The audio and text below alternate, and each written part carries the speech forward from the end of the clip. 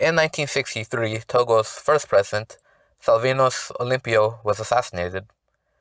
Gnassingbé Eyadema, who was involved in that assassination, became the president of Togo in 1976 after leading a second coup. Eyadema's rule in Togo was a very bloody and brutal one, in which political opponents and critics of the government were regularly detained, tortured, and killed. Eyadema also enjoyed a close relationship with France. In 1999, Amnesty International released a report titled Togo, Rule of Terror. The report detailed hundreds of cases in which the people in Togo were killed by the regime. The report also raised concerns about France's support of the dictatorship in Togo, especially in regards to military support.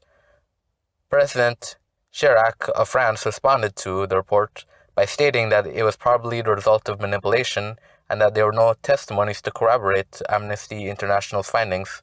Chirac and Eyadema were so close that after Eyadema's death, Chirac described the dictator as a personal friend of his and a personal friend of France. France has made it a habit of befriending African dictators. We have been independent for 50 years, and we all know how the Gnassingbé came in power. Our first president, Salvinus Olympio, wanted to remove Togo from the CFA currency, which France is using to embezzle billions of the Africans' money. And for that, they got Gnassingbé Eyadema and other folks to assassinate him. That's how we have had the Gnassingbé for 50 years. And when Gnassingbé died, Jacques Chirac, who at the time was the president of France, said that he lost a personal friend and a friend of France. And he congratulated his son for Gnassingbé for doing a coup and taking over Togo. So France has always been their support. When Eyadema died in 2005, the military in Togo stepped in to install his son, Faure Gnassingbé, as president of Togo. This was a move that violated Togo's constitution. Due to international pressure, Faure Gnassingbé decided to hold elections that year. According to the United Nations, 500 people were killed during this election, although other estimates state that as many as 1,000 people were killed. Most of the victims of this violence were killed in their own homes.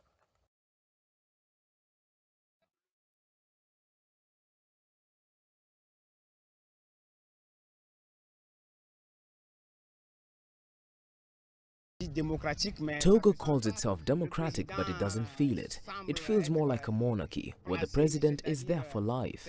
I'm about 45% optimistic things will change, because it's the same old people in government.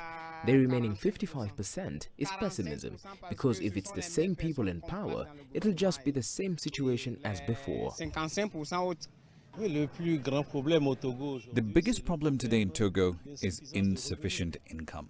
People have very little income, low purchasing power, which needs to be upped if people are to live well and laugh. Because when we don't feel good in our homes and we can't feed our children, we cannot laugh. That's why I think the Togolese are unhappy. A study carried out by the United Nations Development Programme estimates that salaries here should be at least doubled to help people live better lives. Faure's dictatorship has been just as brutal and ruthless as his father's regime was. One aspect of these human rights abuses has been the horrendous prison conditions. Prisoners in Togo are packed in overcrowded prisons where they are given inadequate food, water, and medical care. This has often resulted in disease and death in these prisons. So, according to the prison authorities in Togo, out of more than 4,000 prisoners, only about 1,000 of them were actually convicted. The rest are waiting trial, and half of them have not been charged. In the main prison in the capital, Lome, for example, they have more than 2,000 inmates in a prison that was built for about 600 people. Talk about overpopulation. At a prison in Seville, which is about 30 kilometers from Lome, about 250 people are locked up in a facility that was built for only 65 inmates. Now that's about 4 times the capacity. They put about 80 people in one cell. If the person has money to bribe the guards, then they will put him in a cell that has only 26 inmates. And not only that, prisoners are fed only once a day. And that meal is so pathetic that so many of them cannot even eat it. The equivalent of the food that they are feeding them every day is less than 30 cents. 30 cents. And if your wife is bringing you food or someone from your family, that person has to pay about $2 to bribe the security guards before she will be allowed to enter with the food. Can you imagine how ridiculous that is? Now, they have to take turns to sleep at night. And of course, they sleep practically on top of each other. So at night, half of them would lie down to sleep and the others would stand up against the wall, waiting impatiently for their turn to sleep. Just imagine that. The medical facilities are so inadequate that several inmates caught a disease during a treatment for something minor. So you go in there for stomach pain, you can come out with tuberculosis or something. Yes, many sick prisoners have to bribe the security guards with about $3 before they will allow them to visit the infirmary. And of course, they don't get adequate treatment from there. Prison guards take bribes before prisoners are allowed to shower. That means you don't shower every day. And they take bribe before they let them use the toilets. Just imagine when you really have to go and you still have to pay money. And then sexual harassment of female prisoners is so rampant that several babies have been delivered in the prison. They'll just take the baby away from them. The women are still there and the prisoners die anyhow. They're so crowded that sometimes it takes days before the guards know that someone has died. Usually that's after the person started smelling. Torture has also been commonplace in Togo. Not only are critics of the regime detained and tortured, but even the wives of certain critics of the regime have also been arrested and horribly tortured as well.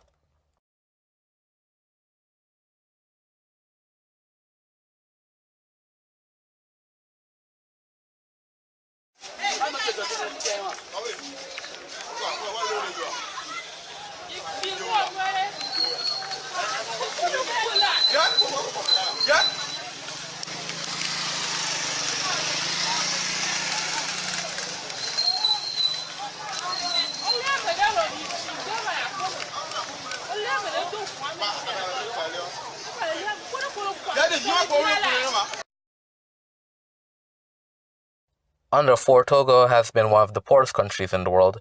Many people in Togo don't have access to clean drinking water. The conditions in the hospitals are so deplorable that some patients are laid down on the floor.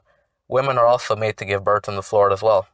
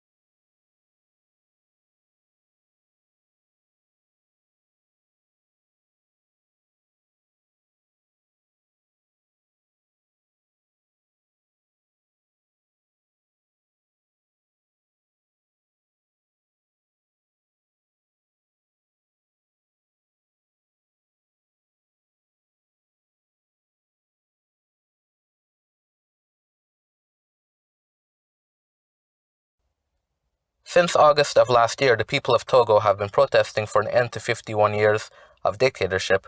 Since the protests began, the government of Togo has continued its tactics of brutalizing critics. Protesters have been detained, tortured, assaulted, and shot at. What has been especially striking about this situation is the continued silence of the international community.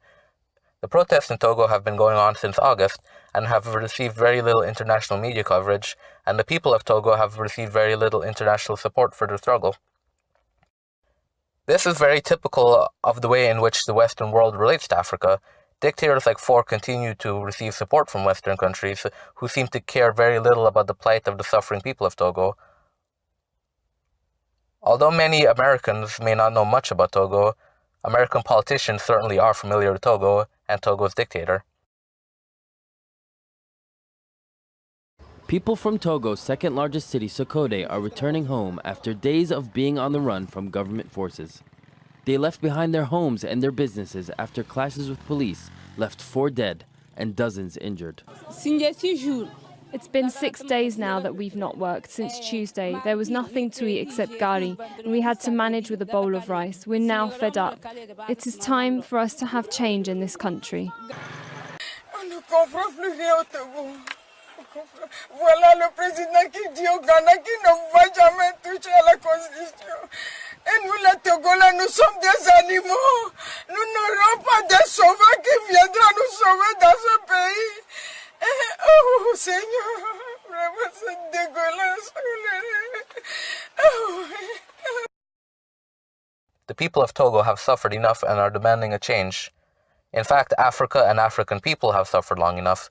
For many generations, we have been waging a global struggle for our liberation, and the uprising in Togo is just the latest in that global struggle. The protests in Togo have already made important steps towards weakening the dictatorship there, but Faure is content to allow the situation to drag on as long as possible in an attempt to maintain the little control that he has left of Togo. This is why it is imperative that the international community act now to end what is currently the oldest military regime in Africa.